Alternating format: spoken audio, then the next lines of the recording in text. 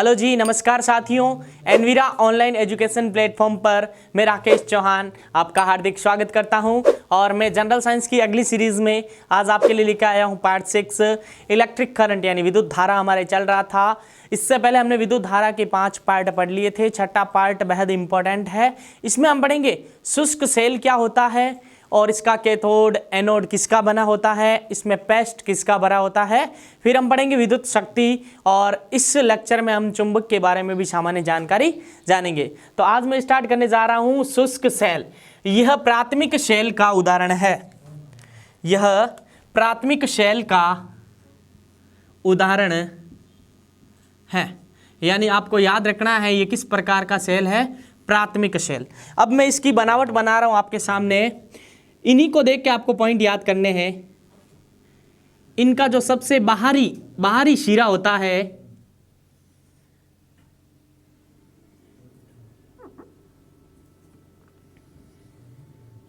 इनका सबसे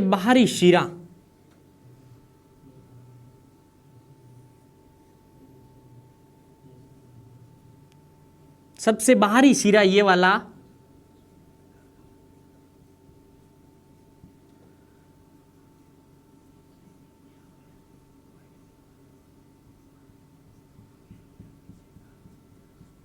ये सबसे बाहरी सिरा बेलनाकार जेडन पात्र यानी जिंक का बना होता है। किसका बना होता है? जिंक का बना होता है। और किसकी तरह कार्य करता है ये आपको पता होना चाहिए, ऋण ध्रुव की तरह। ये वेरी इंपॉर्टेंट है, ऋण ध्रुव की तरह कार्य करता है। ऋण ध्रुव की तरह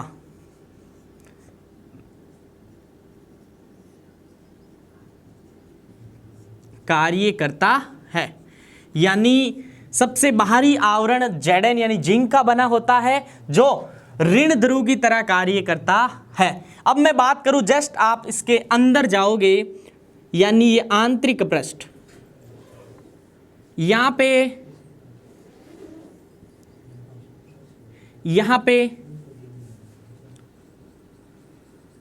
यहां भरा होता है NH4Cl प्लस ZnCl2, यानी इसे कहा जाता है अमोनियम क्लोराइड।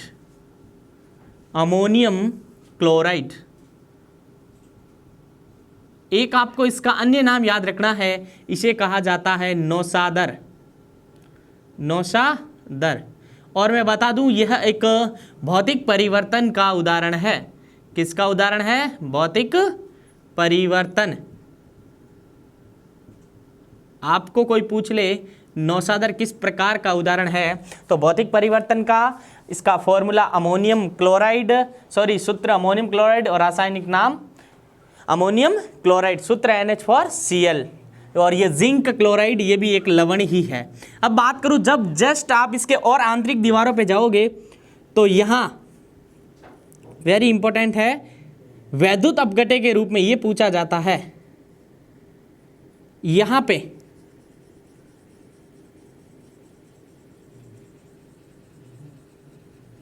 यहां पे पेस्ट भरा होता है magnesium dioxide, very important, plus carbon का चूर्ण। क्या भरा होता है? कार्बन चूर्ण। यहां पेस्ट भरा होता है MnO2 magnesium dioxide, manganese dioxide का पेस्ट भरा होता है। और वेरी इंपॉर्टेंट, इसके अंदर यहां पे एक कार्बन की छड़ होती है, वेरी इंपॉर्टेंट, कार्बन की छड़ लटकी रहती है। क्या रहती है? कार्बन की छड़। आपने सेल देखा हो घरों में, उसी की मैं बात कर रहा हूं, प्राथमिक सेल की। और यहां लगी होती है टोपी। तो ये छड़ होती है, ये वाली, ये छड़ होती है कार्बन की। किसकी होती है? पूछा गया एग्जाम में, शुष्क सेल में अंदर रोड किसकी बनी होती है, यानी छड़ कार्बन की छड़। किसकी छड़? कार्बन की छड़। अब बात करूं मैं, ये कार्बन की छड़ मखमल नुमा थैली में एक कार्बन के पेस्ट और मैग्नीशियम डाइऑक्साइड के पेस्ट में लटकी रहती है। और ये जो ऊपर टोपी होती है, आपने सेल के ऊपर टोपी देखी होगी, ये जो टोपी होती है ये बनी होती है पीतल की। किसकी? पीतल। और एग्जाम में पूछा गया क्वेश्चन है पीतल किन दो मिश्र धातु से बना है, तो एक शॉर्ट ट्रिक आपने सीखी होगी पिताजी। यहां हो जाएगा पीतल, ता मतलब क्या हो जाएगा? तांबा, जा मतलब जिंक। तो जब इन दोनों धातुओं को मिलाया जाता है तो एक मिश्र धातु बनती है पीतल, और इसका प्रतीक Cu और Zn। तो मैंने पिछले लेक्चरों में बताया था जिंक, इसका प्रयोग कहाँ किया जाता है? लोहे की वस्तुओं को जंग से बचाने के लिए। लोहे की वस्तुओं को, यहाँ क्वेश्चन पुटअप होते हैं, लोहे की वस्तुओं को जंग से बचाने हेतु एक परत चढ़ाई जाती है लोहे के ऊपर। उस क्रिया को कहते हैं गैल्वेनीकरण। क्या कहते हैं? गैल्वेनीकरण। तो हम बात कर रहे हैं शुष्क सेल की, यहाँ पे जिंक आ गया तो उसकी भी बात कर ली, पूछ लिया जाता है क्वेश्चन। और कॉपर यानी तांबा होता है, जो घरेलू विद्युत उपकरण में जो तार उपयोग लिए जाते हैं उसमें मुख्यतः क्या होता है? कॉपर होता है। ये जो टोपी बनी होती है ये होती है पीतल की। और मैं बात कर रहा था कार्बन छड़ की, यहां से भी क्वेश्चन पूछा जाता है। ये जो कार्बन छड़ होती है ये कार्य करती है धन ध्रुव की ओर, धन ध्रुव की तरह।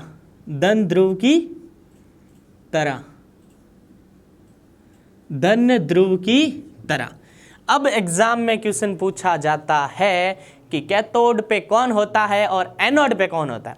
यहां तो हमने सीख लिया धन ध्रुव की तरह कार्य करती है। आप जानते हो ये धन ध्रुव है तो किसकी ओर अट्रैक्शन होगी, किसकी ओर जाएगी, तो आपको पता होना चाहिए। एक होता है कैथोड जब भी इसमें रिएक्शन होती है, और एक होता है एनोड।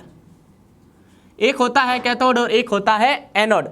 लेकिन आपको पूछ लिया जाए शुष्क सेल में धन ध्रुव की तरह कौन कार्य करता है, तो आपका आंसर होना चाहिए कार्बन। क्या होना चाहिए? कार्बन। पूछ लिया जाए ऋण ध्रुव की तरह कार्य, तो आपका आंसर होना चाहिए जिंक। ये तो दो क्वेश्चन हो गए। लेकिन पूछ लिया जाए एनोड पे कौन होता है और कैथोड पे कौन होता है, आप सब जानते हो कैथोड के ऊपर आता है नेगेटिव और एनोड के ऊपर आता है पॉजिटिव। ये नेगेटिव है तो ये किसको लेगा? पॉजिटिव को। तो कैथोड पे कौन होता है? यहाँ पे ये नेगेटिव है तो कैथोड पे कौन हो जाएगा? कार्बन। कैथोड पे कौन हो जाएगा? कार्बन। यही है कंफ्यूजिंग इसमें। और एनोड पे होता है जिंक। क्या होता है? जिंक। समझ लेने एक बार फिर से, कैथोड के ऊपर चार्ज होता है नेगेटिव, लेकिन यहाँ पे ये कार्बन है धन ध्रुव की तरह कार्य करता है, यानी धनात्मक है तभी तो ऋणात्मक के पास जाता है। यही कंफ्यूजिंग होता है। एग्जाम में पूछ लिया जाता है शुष्क सेल में कैथोड पे होता है, कैथोड पे सभी बच्चे बोलते हैं ऋणात्मक तो जिंक डाल देते हैं, नहीं, यहाँ होगा कार्बन। और एनोड पे पूछ लिया जाए तो जिंक होगा। तो हमने बात की है शुष्क सेल की। शुष्क सेल एक प्राथमिक सेल का उदाहरण होता है। एक बार मैं इस क्रियाविधि का वर्णन कर रहा हूं फिर से, यहां से क्वेश्चन कैसे पुटअप होते हैं, इस पूरे स्ट्रक्चर से क्वेश्चन कैसे पुटअप होते हैं। पहला क्वेश्चन पुटअप होता है कि शुष्क सेल कौन से सेल का उदाहरण है, तो आपका आंसर होना चाहिए प्राथमिक सेल का उदाहरण है। फिर क्वेश्चन बनता है कि शुष्क सेल का बाहरी आवरण बेलनाकार होता है, वह किस धातु या किस पात्र का बना होता है, तो आपका आंसर होना चाहिए, वर्णन कर रहा हूं फिर से, ये होता है जिंक का। फिर पूछा जाता है ये किसकी तरह कार्य करता है, दूसरा क्वेश्चन, ये कार्य करता है नेगेटिव पोल यानी ऋणात्मक ध्रुव की तरह कार्य करता है। जब ये ऋणात्मक की तरह कार्य करेगा तो धनात्मक कौन है एनोड और कैथोड में? एनोड। तो ये कहाँ पे होता है? एनोड पे होता है। अगला क्वेश्चन, जस्ट अंदर, इस पात्र के जस्ट अंदर किनका पेस्ट भरा होता है? अमोनियम क्लोराइड तथा जिंक क्लोराइड। यहाँ ये अमोनियम क्लोराइड एक क्षार है और इसे नौसादर भी कहते हैं, और यह एक भौतिक परिवर्तन का एग्जाम्पल यानी उदाहरण है। यहाँ पे ये जिंक क्लोराइड एक प्रकार का क्षार है। अब पूछा जाए ये जो मखमल की थैली होती है उसमें किनका पेस्ट भरा होता है, तो मैग्नीशियम डाइऑक्साइड प्लस कार्बन ले सकते हो। इसके अंदर ये एक छड़ नुमा होती है, वो छड़ होती है कार्बन की। किसकी छड़ होती है?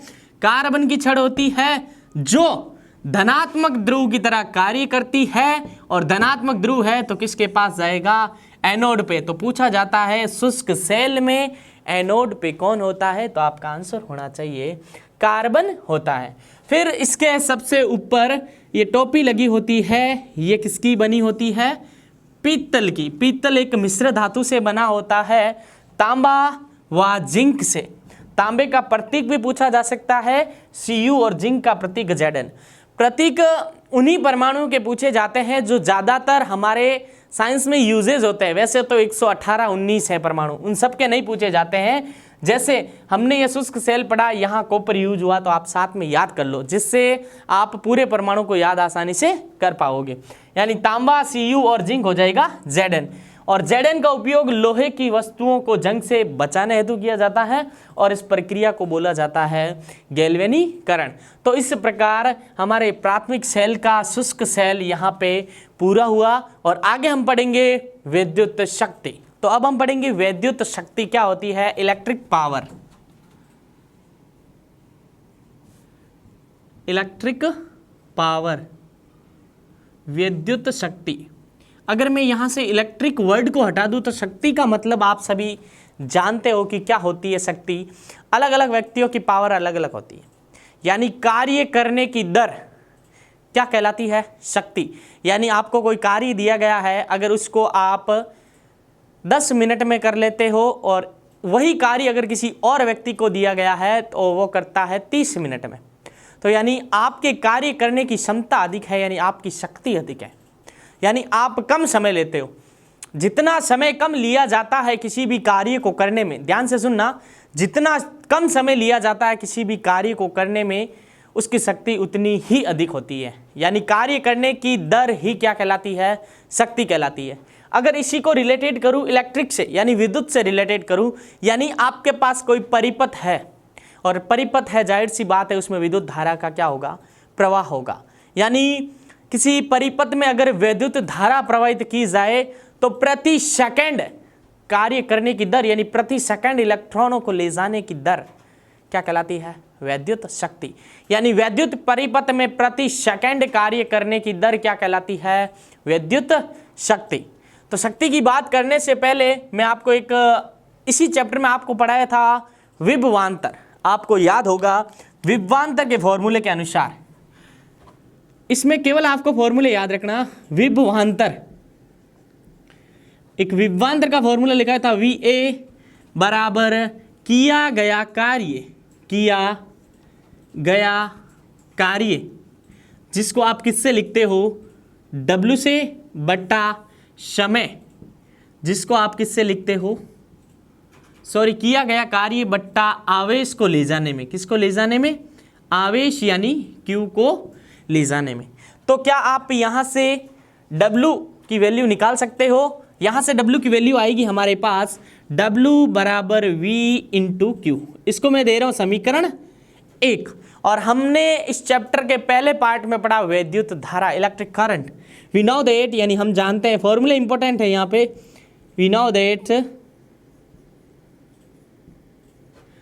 दैट इलेक्ट्रिक करंट के अनुसार, यानी अकॉर्डिंग टू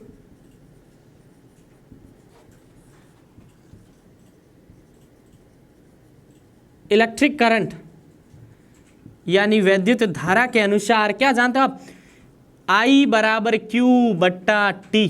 यहाँ से Q की वैल्यू क्या आएगी? Q बराबर I इंटू T। मैं इसको दे रहा हूँ इक्वेशन सेकंड। ये फॉर्मूले, छोटे छोटे फॉर्मूले के ऊपर अंकित प्रश्न पूछा जाता है। आप किसी भी प्रतियोगिता परीक्षा के पेपर को उठा के देख लेना। यानी मैं चाहता तो डायरेक्ट आपको यहाँ केवल फॉर्मूला बता देता, लेकिन ये आया कैसे है जिससे कि आपको कोई भी अंकित प्रश्न गलत ना हो। यानी I बराबर Q बराबर I इंटू T, मैं ये वैल्यू पुट कर रहा हूँ इक्वेशन फर्स्ट में। तो हमें क्या प्राप्त होगी? W बराबर V अपने स्थान पे पड़ा है, Q की जगह मैंने पुटअप कर दी I into T। I into T. तो W बराबर VIT। तो ये फॉर्मूला किसका हो जाएगा? कार्य का हो सकता है, होगा अगर विभवांतर धारा और समय दे रखा है तो उस परिपथ द्वारा किया गया कार्य कितना जूल होगा। अब मैं बात करता हूं विद्युत शक्ति की, ये फॉर्मूला वहां यूज होगा, यानी पावर यानी शक्ति।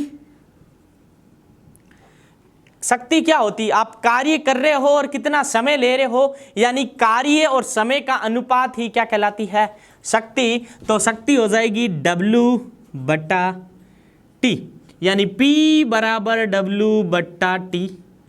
ये फॉर्मूला एक याद करना। एक एग्जाम में ऐसा भी पूछा गया, 4 फॉर्मूले दे दिए गए और पूछा गया निम्न में से कौन सा वैद्युत शक्ति का सूत्र नहीं है। क्वेश्चन कैसे भी पूछा जा सकता है। तो आपको एक फॉर्मूला ये याद करना है, P बराबर W बट्टा T। अब इसी फॉर्मूले को मैं चेंज कर रहा हूं, W की वैल्यू मैं रख रहा हूं VIT। W के आगे क्या रख रहा हूं? VIT। P का P पड़ा है, W के स्थान पे रखा VIT बट्टा T। तो इस T से ये T कट जाएगा, तो P बराबर हमारे पास क्या फॉर्मूला आएगा? VI। ये भी किस प्रकार का सूत्र है? ये भी एक प्रकार का शक्ति का ही क्या है? सूत्र है। तो शक्ति के सूत्र कितने हो गए? 2। तीसरा सूत्र कैसे निकालोगे? आप सबने पढ़ा था ओम का नियम, वो यहां यूज होगा, ओम का नियम। ओम का नियम, इस नियम में आपने पढ़ा था V बराबर IR। क्या पढ़ा था? V बराबर IR। तो V की वैल्यू मैं यहां रख रहा हूं IR, तो P बराबर IR इंटू I। तो क्या हो जाएगा? P बराबर I स्क्वायर R। ये भी किसका फॉर्मूला हो जाएगा? शक्ति का। तो फॉर्मूला नंबर 3। आगे देखना, यहां से अगर आप I की वैल्यू निकालोगे तो I बराबर V बट्टा R। तो मैं ये I की वैल्यू यहां रख रहा हूं, P का P है, V के I के स्थान पर रख दिया मैंने V बट्टा R। इसका क्या हो गया? स्क्वायर, और R का R। तो P बराबर V square R square into R। इस R से ये R चला जाएगा, तो P बराबर क्या होएगा? V स्क्वायर बट्टा R। तो शक्ति का एक नया फॉर्मूला ये भी आएगा, P बराबर V स्क्वायर R। तो शक्ति के टोटल कितने फॉर्मूले आ गए हमारे पास? 4 फॉर्मूले। कितने फॉर्मूले? चारों के चारों आपको याद रखने पड़ेंगे, क्योंकि कहाँ कहाँ यूज होगा मैं ये बता देता हूं। फॉर्मूला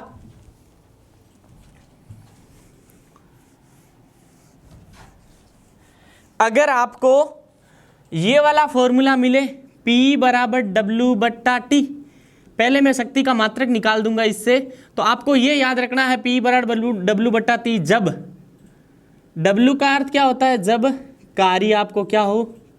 देर का हो, और T क्या है? समय। ऐसा अंकित प्रश्न जिसमें कार्य और समय दे रखा है, शक्ति पूछे तो ये लगाना, और ये हो गया पहला फॉर्मूला। दूसरा सूत्र है शक्ति का, अभी हमने निकाला, P बराबर VI। P बराबर VI, यानी आपको एक ऐसा परिपथ दे जिसमें यहाँ पे ये V क्या है? विभवांतर, और I क्या है? धारा। I क्या है? धारा। यानी एक आपको विभवांतर दे और एक क्या दे? धारा दे। और तीसरा फॉर्मूला ये है, P बराबर I स्क्वायर R, यानी यहाँ पे ये I क्या है? धारा है, और R क्या है? प्रतिरोध। यानी धारा और प्रतिरोध दे और शक्ति पूछे तो ये वाला फॉर्मूला यूज करना आप। चौथा फॉर्मूला हमें प्राप्त हुआ है, P बराबर V स्क्वायर बट्टा R। जब आपको प्रतिरोध दिया हो और साथ में क्या दे रखा हो? विभवांतर। क्या दे रखा हो? विभवांतर। तो आपको कौन सा फॉर्मूला यूज करना है? चौथा वाला फॉर्मूला। अब मैं बात करूं विद्युत शक्ति के मात्रक की, इंपॉर्टेंट है। तो हमारे पास फॉर्मूला प्राप्त हुआ, P बराबर W बट्टा T। P बराबर W बट्टा T, और आप सब जानते हो W यहाँ पे क्या है? कार्य, और T यहाँ पे क्या है? समय। T यहाँ पे क्या है? समय। यानी कार्य का मात्रक आप सब जानते हो होता है जूल, और समय का होता है सेकंड। तो इसका एक मात्रक हो जाएगा जूल प्रति सेकंड, और दूसरा मात्रक आप लिखना चाहो P बराबर W/T जूल प्रति सेकेंड को बोला जाता है वाट। क्या बोला जाता है? वाट बोला जाता है। क्या बोला जाता है? वाट। अब एग्जाम में पूछ लिया जाता है कि 1 किलोवाट से आप क्या समझते हो, 1 मेगावाट से क्या समझते हो, और 1 हॉर्स पावर से आप क्या समझते हो। तो मैं तीनों बता रहा हूं। पहला तो है 1 किलो वाट। तो 1 किलो वाट बराबर हो, 1 किलो में कितने होते हैं? 1000, और वाट का वाट। तो आप इसको ऐसे भी लिख सकते हो 10⁻³ वाट। अब पूछा जाता है 1 मेगावाट। 1 मेगावाट बराबर 10⁻6। इकाई, दाई, सैकड़ा, हजार, 10,000, लाख, 10 लाख, यानी 10 लाख वाट होते हैं 1 मेगावाट में। और इंपॉर्टेंट है सबसे 1 हॉर्स पावर, यानी हिंदी में लिखो इसे तो अश्व शक्ति। 1 अश्व शक्ति पूछा गया क्वेश्चन है। 1 अश्व शक्ति कितने वोट के बराबर? 746 वोट। 746 वोट, यानी 1 अश्व शक्ति बराबर 746 वोट। 1 मेगावाट इक्वल होगा 10⁻6 वाट, और 1 किलोवाट होगा 10⁻3 वाट। आगे हम सामान्य परिचय जानेंगे विद्युत मोटर और विद्युत जनितर, फिर हम पढ़ेंगे चुंबक। तो अब हम पढ़ेंगे विद्युत जनरेटर या विद्युत मोटर। ये क्या होते हैं, किस सिद्धांत पे कार्य करते हैं, एग्जाम में इतना ही पूछा जाता है। थ्योरी का पार्ट आपके 10th और 12th तक है। केवल ये किस सिद्धांत पे कार्य करता है आपको ये याद करना है कि विद्युत मोटर होती है, जो हमारे घरों में मोटर होती है वही होती है विद्युत मोटर, जो क्या करती है, विद्युत ऊर्जा को कन्वर्ट करती है यांत्रिक ऊर्जा में। कौन सी ऊर्जा में?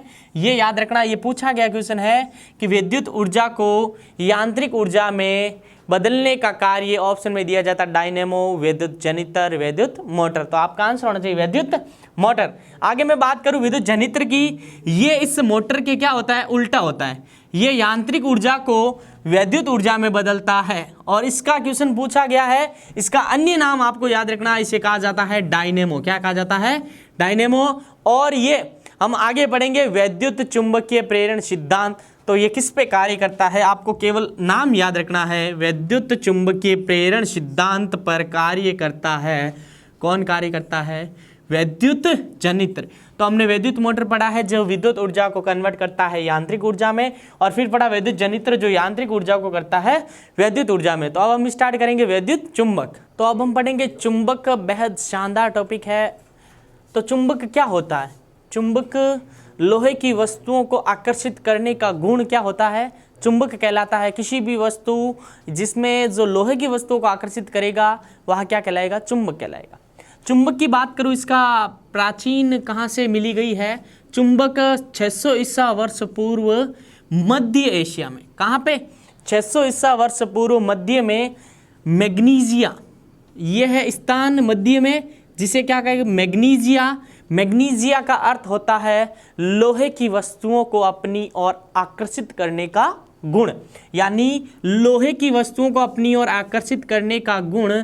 और चुंबक का एक महत्वपूर्ण अयस्क, हम आगे पढ़ेंगे अयस्क क्या होते हैं केमिस्ट्री में। तो चुंबक लोहे की वस्तुओं को आकर्षित करने का गुण। और अयस्क की बात करूं, इसका एक अयस्क इंपॉर्टेंट है, पूछा जाता है मैग्नेटाइट, जिसका फॉर्मूला भी पूछा जाता है, इंपॉर्टेंट है Fe2O3। मैग्नेटाइट, इसी से बना है मैग्नेट। क्या बना है? मैग्नेट, जिसका अर्थ होता है लोहे की वस्तुओं को आकर्षित करना। तो इसकी कहानी यह है कि 600 ईसा वर्ष पूर्व मध्य एशिया में एक मैग्नीशिया नामक पदार्थ मिला, जिसमें लोहे की वस्तुओं को आकर्षित करने का गुण पाया जाता है। और इसका एक अयस्क था मैग्नेटाइट, जिसका अर्थ एक अयस्क मैग्नेटाइट जिससे बना है मैग्नेट, जिसका अर्थ होता है लोहे की वस्तुओं को आकर्षित करना। तो चुंबक 2 प्रकार की होती है, एक होती है नेचुरली और एक आर्टिफिशियल, यानी प्राकृतिक चुंबक और कृत्रिम चुंबक। प्राकृतिक चुंबक ये होती है जिसमें, यानी जो चुंबक प्रकृति द्वारा प्राप्त हो, बस नाम से पता चल रहा है प्रकृति द्वारा। और कृत्रिम यानी जिसे मानव द्वारा निर्मित हो। इसका क्वेश्चन पूछा गया है कि कृत्रिम चुंबक किन किन धातुओं के मिश्रण से बनाई जाती है। तो लोहा, ध्यान देना, लोहा, निकल, कोबाल्ट। लोहा, निकल, कोबाल्ट, लो निकिल और कोबाल्ट। ये याद रखना है कृत्रिम चुंबक, यानी जो मानव द्वारा निर्मित होती है, यानी प्रकृति से प्राप्त नहीं होती। अब मैं बात करूं चुंबक के अन्य दो प्रकार होते हैं जो बेहद इंपॉर्टेंट है, एग्जाम में पूछे जाते हैं। एक होता है स्टेबल मैग्नेट यानी स्थायी चुंबक। ये स्थायी चुंबक का अर्थ क्या होता है, क्या होती है स्थायी चुंबक, यानी इस्पात का उपयोग किया जाता है स्थायी चुंबक को बनाने में। तो स्थायी चुंबक है जो, इसमें ध्यान देना, इसमें चुंबकीय गुण है जो कठोरता से आते हैं, चुंबकीय गुण कठोरता से आते हैं, यानी टाइम लगता है, और कठोरता से जाते हैं, और कठोरता से जाते हैं। यानी ये ऐसा चुंबक है जिसमें चुंबकीय गुण आने में भी टाइम लगता है, और जब एक बार चुंबकीय गुण आ जाए तो वापस जाने में भी क्या लगता है, टाइम लगता है, यानी ज़्यादा समय तक ये चुंबक के गुण को व्यक्त करता है। इसीलिए इसे स्टेबल और वेरी वेरी इंपॉर्टेंट पूछा गया है लाउड स्पीकर में, कौन सा चुंबक, आंसर होना चाहिए स्थायी चुंबक। गैल्वेनोमीटर में स्थायी चुंबक, स्टील में स्थायी चुंबक, और इस्पात से बनाई जाती है स्थायी चुंबक। अस्थायी चुंबक जिसमें चुंबकीय गुण आसानी से आते हैं और आसानी से चले जाते हैं, यानी जितनी आपकी करंट लगा होगा उसके ऊपर, यानी कहने का मतलब जितना चुंबकीय गुण होगा वो आसानी से आएगा और आसानी से चला जाएगा। तो ये जो घरों में विद्युत घंटी होती है उसमें लगी होती है अस्थायी चुंबक। ट्रांसफार्मर की छड़ी, ये भी पूछा गया क्वेश्चन है।